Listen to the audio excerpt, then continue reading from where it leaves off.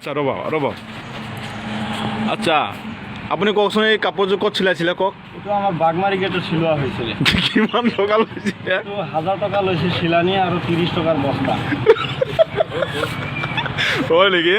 আচ্ছা 1000 টকা আপোনাৰ চিলাওতে লৈছে আৰু বস্তাটো কিনোতে কিমান টকা লৈছে 30 টকা লৈছিলে চাহপানী খৰচ 200 টকা হৈছে আচ্ছা টোটেল কিমান গৈছে আপোনাৰ 1230 টকা গৈছে 1230 টকা গৈছে মুদ্দি এটা ঠাণ্ডা আপোনাৰ গাত চুব পাৰে না মানে ৰাতি হলে অলপ লাগে ঠাণ্ডা নলগা বুলি নহয় থাক আছেতো সোমাই যায় হয় তো দিনত নালাগে আৰু আপুনি এই বস্তাখন গাত দি কিনে টাউনত ঘূৰে না ঘূৰি আছো এতিয়া কোনোবা কিবা আপোনাক আপত্তি কৰিছিল না কিবা আপত্তি একো কৰা নাই কোৱা আপুনি কোনোবা কিবা সুধিলে আপুনি কি উত্তৰ দিয়ে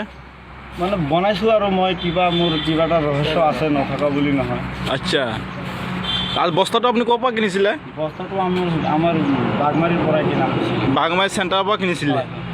আচ্ছা মাৰোৱাৰী দোকানৰ পৰা লৈছিলে নে কি দোকানৰ পৰা লৈছিলে বস্তাটো দোকানৰ পৰা লোৱা মাৰোৱাৰী দোকানৰ পৰা লৈছিলে কিমান টকা গৈছে টোটেল মুদ্দি আপোনাৰ মুদ্দি আপোনাৰ 1230 টকা 1230 টকাত আপুনি এযোৰ কাপোৰ পাইছে মানে বস্তাৰ কাপোৰ